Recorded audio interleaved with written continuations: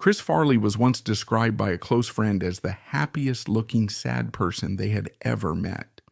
Imagine him just moments before stepping on stage, breathing heavily, eyes wide with excitement, his heart practically trembling in his chest. In the wings, he would hype up castmates with giant hugs and winks, as if sharing a secret conspiracy to make everyone laugh like they'd never laughed before. Then he'd charge into the spotlight, tumbling, shouting, flailing those large arms, all while wearing that signature grin that could light up the darkest room. It was as if he needed to give more than 100% of himself every single time, because anything less wouldn't be enough. He'd throw himself through tables, roll on the floor, or land crushingly on a friend's lap, always prepared to wince through the bruises for the sake of laughter, and the crowd would roar with delight, feeding off his boundless energy. Born on February 15, 1964, Christopher Crosby Farley was the middle child in a family of 5 siblings. His father, Tom Farley Sr., was a jovial, bear-like man who ran an oil company, and his mother, Mary Ann, was devoutly Catholic. Chris was raised in the church, and that sense of religion would remain a complex, sometimes guilt-laden aspect of his life. He was never the pious altar boy that people might imagine from a strict Catholic upbringing, though. He was the lovable mischief maker, the kid whispering jokes during the sermon, and then sheepishly apologizing to the priest afterward. It was often said that the Farley household was a swirl of noise and pranks, a place where comedic timing was sharpened and chaos was the norm. As a child, Chris wrestled with body image issues. He was heavyset from a young age, drawing teasing at school. Yet instead of retreating in shame, he found that humor could diffuse potential cruelty. If a classmate said something about his weight, Chris would embrace it and roll with the punchline. He'd make a joke about how he was saving up food reserves in case of an emergency, or how he could flatten a bully by simply sitting on them. Somewhere in his subconscious, he learned a vital lesson. Being funny was his armor, his magic shield against the harshness of the world.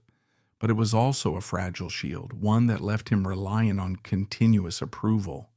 In high school, Chris became the star of the football team. He might not have had the physique of a typical star athlete, but his formidable size and determination made him a fierce player. Off the field, he was the clown prince of the locker room, pulling pranks, telling jokes, and reveling in the attention. Teachers remembered him as a kid who was unfailingly polite, eager to please, and always looking to give. One teacher once told him, "Chris, you don't have to light yourself on fire to keep other people warm," but he just laughed it off. When Chris graduated, he was at a crossroads. Go into the family business or follow his passion for entertaining. He attended Marquette University in Milwaukee, studying communications and theater.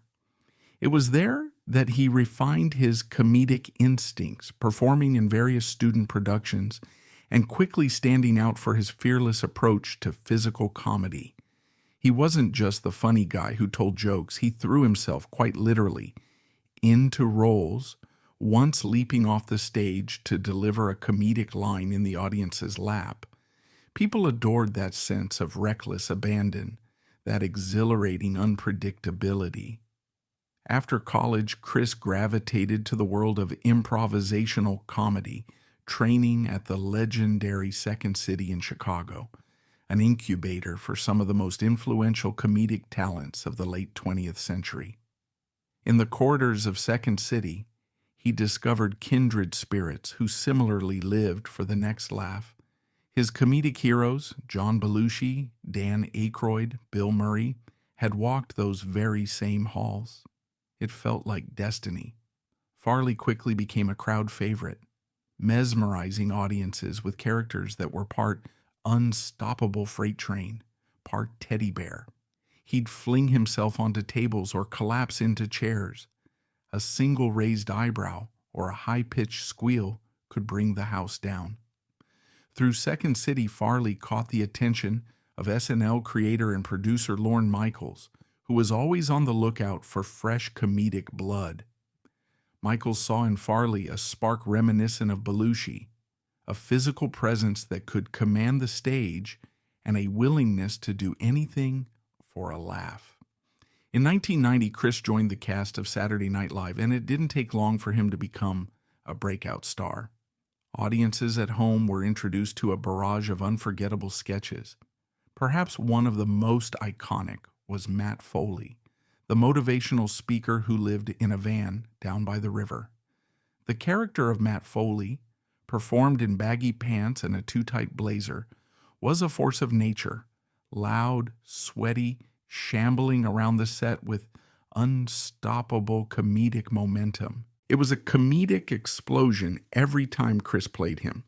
He'd run into coffee tables, jab a finger in someone's face, and deliver lines with an exaggerated Midwestern drawl. It was a massive success, partly because Farley played it with such commitment. He didn't hold back. His castmates, including David Spade, would fight to keep from doubling over in laughter during live broadcasts. Part of what made Farley extraordinary was that he was never satisfied with just being funny enough. He always wanted to push the joke until it was unforgettable. Behind the scenes, however, Chris was wrestling with demons that had begun to surface. As a child, he had dabbled in comedic mischief to mask insecurities, but now the stakes were higher. With sudden fame came the pressure to maintain that comedic brilliance. Saturday Night Live was a high-wire act, producing live sketches every week. The rush was thrilling, yet the environment was notoriously stressful. After the applause died down, Chris had to cope with the sudden emptiness that flooded in.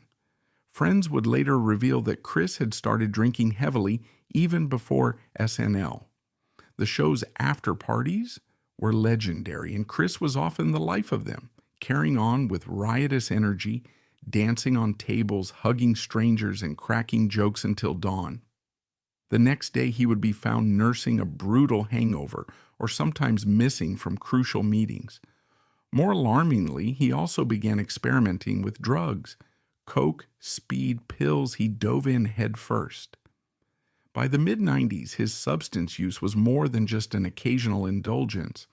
It was becoming part of a destructive cycle that threatened to overshadow his career. And still, Chris soared.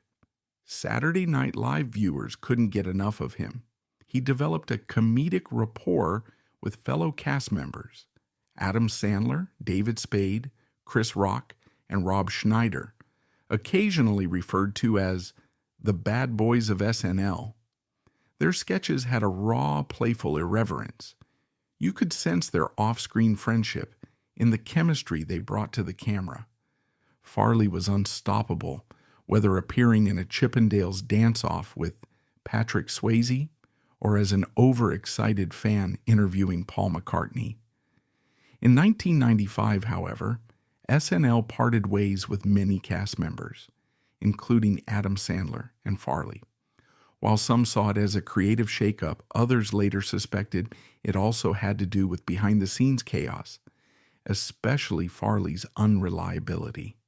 Still, his star power was undeniable, and the film industry beckoned.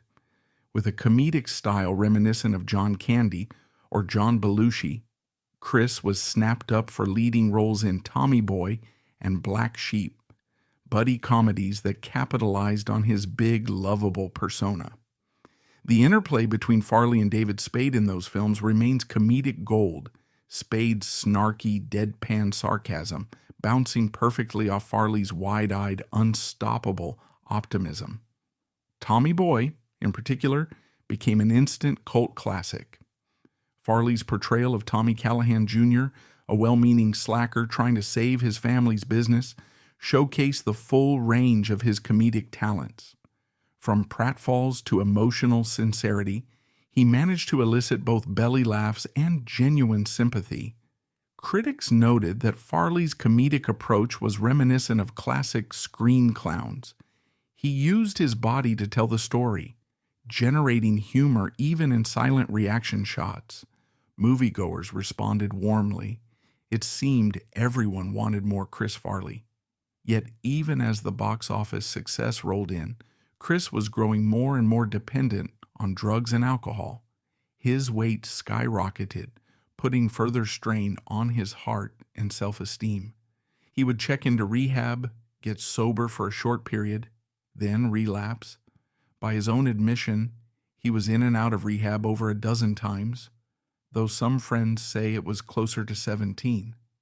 Sometimes, in the quiet aftermath of a binge, he would confide in friends, "I feel like I have this hole inside of me, and if I'm not making people laugh, I'm scared I'm going to disappear."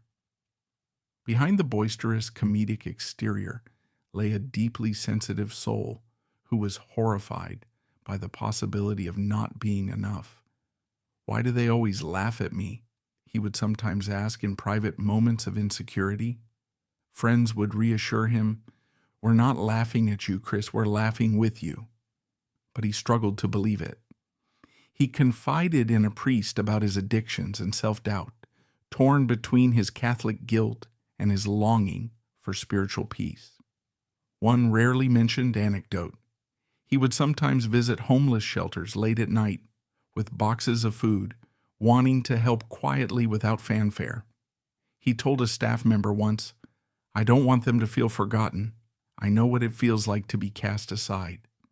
Those who witnessed these acts of kindness saw another side of Farley, a deeply compassionate man, using laughter and generosity to connect with the world's invisible people. By the mid-1990s, Chris was living two drastically different lives: the unstoppable comedic tornado on movie sets and talk shows, and the frightened, overwhelmed man grappling with addiction behind closed doors. Close friends saw ominous parallels to the life of John Belushi, who had died of a drug overdose at age 33. Chris idolized Belushi so intensely that it was almost eerie how similar their paths were becoming. Both beloved SNL alumni, both physically robust comedic forces, both struggling with substance abuse, both deeply insecure. Those around Chris tried to pull him back from the brink. David Spade, Adam Sandler, and Lorne Michaels were among the many who urged him to seek help. And Chris did try. He'd go into rehab, sometimes emerging sober and revitalized for a short while, but the cycle would inevitably repeat. His Catholic upbringing also fed his sense of guilt. He once reportedly told a friend, "I know God forgives me, but I can't forgive myself." In 1997, Farley was cast in a film adaptation of A Confederacy of Dunces, a role he desperately wanted to get right. The project languished in development, and producers worried about Chris's reliability. Another rumored role was that of the voice of Shrek in an early version of the beloved DreamWorks film. Farley did indeed record portions of the dialogue, transforming the ogre into a more sweet-natured, insecure character. But the recordings were never completed. After Chris's death, the role was famously taken over by Mike Myers. That incomplete project still haunts fans of Chris, who can sometimes find scattered clips online of his original vocal recordings. They reveal a softer, more introspective comedic tone, one that might have shown the world a deeper dimension of his talent. By late 1997, the cracks in Farley's life were dangerously visible. He struggled with even the simplest scenes on film sets, frequently missing call times or appearing disoriented. He gave a final interview on The Tonight Show with Jay Leno. Short of breath, sweaty, and seemingly distracted, he tried to muster his usual charm, but it felt off-kilter. He pulled at his tie, shifting nervously. Fans who watched it later described feeling deeply unsettled, as though they were witnessing a beloved figure unravel in real time. During his final weeks, Chris reportedly binged on food and drugs, determined to shut out the anxiety that enveloped him. Those who saw him described a man who was still craving laughter from strangers, but had grown too frail to chase it the way he used to. He was seen at nightclubs in Chicago and New York, partying until the early hours, searching for a spark of that old camaraderie. Yet he would often end the evening alone, or surrounded by people who were there for the spectacle, rather than genuine friendship. On December 18th, 1997, Chris Farley's brother John found him collapsed on the floor of his Chicago apartment. He had died from what the autopsy later confirmed was a speedball overdose, a lethal combination of cocaine and morphine that also led to advanced arteriosclerosis, or hardening of the arteries, which contributed to his heart failure. He was just 33 years old, the same age as John Belushi at the time of his death. It's devastating to imagine Chris in those final hours. He had reportedly been with a woman who later said he seemed exhausted, unsteady, and in desperate need. He died soon afterward, alone on the floor, still clad in the clothes he'd partied in the night before. The coroner's report mentioned advanced heart disease and enlarged liver and numerous signs of chronic drug use. The heartbreak for those who loved him was immeasurable. He had been their bright star, a physical comedian with an extraordinary gift for making people laugh until they couldn't breathe. Now the breath had left him. Chris Farley's passing ignited an outpouring of grief from fans, colleagues, and admirers all over the world. Saturday Night Live dedicated a tribute to him, showing clips of his most beloved sketches, and the sorrow on the faces of his former castmates was palpable. David Spade famously did not attend the funeral, explaining later that he simply couldn't face the loss of his best friend in such a final public way. Adam Sandler, upon hearing the news, reportedly sat in silence for hours, tears rolling down his face. The comedic world had lost a singular talent, and it was impossible to comprehend. Yet in the aftermath, many also felt anger. Why couldn't anyone save him? The tabloids sensationalized the details of his death, plastering images of the paramedics removing his body. For a brief, cruel moment, Chris's memory seemed overshadowed by the lurid circumstances of his final hours. But those who knew him best have insisted time and again that what mattered most was not how he died, but how he lived, with unstoppable generosity, a bottomless well of empathy, and a radiant desire to brighten the lives of everyone he encountered. In Hollywood's comedic timeline, Farley left an indelible mark on the art of physical comedy. His pratfalls were never just cheap sight gags. They were an extension of his enormous heart, as if his entire being was a comedic instrument. He made the entire stage his playground, from the sets of SNL to the big screen. Those comedic leaps and belly flops felt joyful and urgent, shot through with a sense that each performance might be his last chance to prove himself. Controversies surrounded him. Allegations of being a liability on set due to his drug use, rumors of unruly behavior during productions, arguments with directors who tried to rein him in. He was sometimes criticized for typecasting himself as the lovable slob, repeating the same comedic formula in multiple films. And certainly there were times his material skirted the edge of decency, especially in an era when attitudes about comedy were shifting. But a fair assessment recognizes that behind every controversy was a man battling a disease, wanting desperately to be better, but unable to break free from the cycle of addiction. Farley's struggles with addiction also mirror larger societal issues surrounding fame, mental health, and the relentless pressures placed on public figures. His story underscores how substance abuse can become tangled with a yearning for acceptance, how the drive to be perpetually on can lead to exhaustion and despair. The comedic realm is filled with stories of brilliant performers who have danced along the edge of self-destruction. Farley's death was a reminder, painful, urgent, that laughter can sometimes mask deep anguish. And for audiences today, his life remains a testament to the precious fragility of those who pour themselves out to make us laugh. His family and friends have since worked hard to preserve the real Chris Farley, kind, enormous-hearted, deeply flawed, and infinitely caring, beyond the tabloid's caricature of a drug-fueled celebrity meltdown. Their accounts describe a man who adored kids, who would give bear hugs to anyone he met, who always made time to sign autographs or send supportive messages to fans struggling with their own insecurities. Even at the height of his fame, Chris remained approachable, someone who would strike up a conversation on the street with total strangers. He might have been fleeing his own demons, but he never failed to show others compassion. When the news of his death went public, it felt like a collective heartbreak for an entire generation who had grown up laughing at his SNL sketches. Some fans described it as losing a beloved friend, even though they had never met him in person. Hollywood tributes poured in.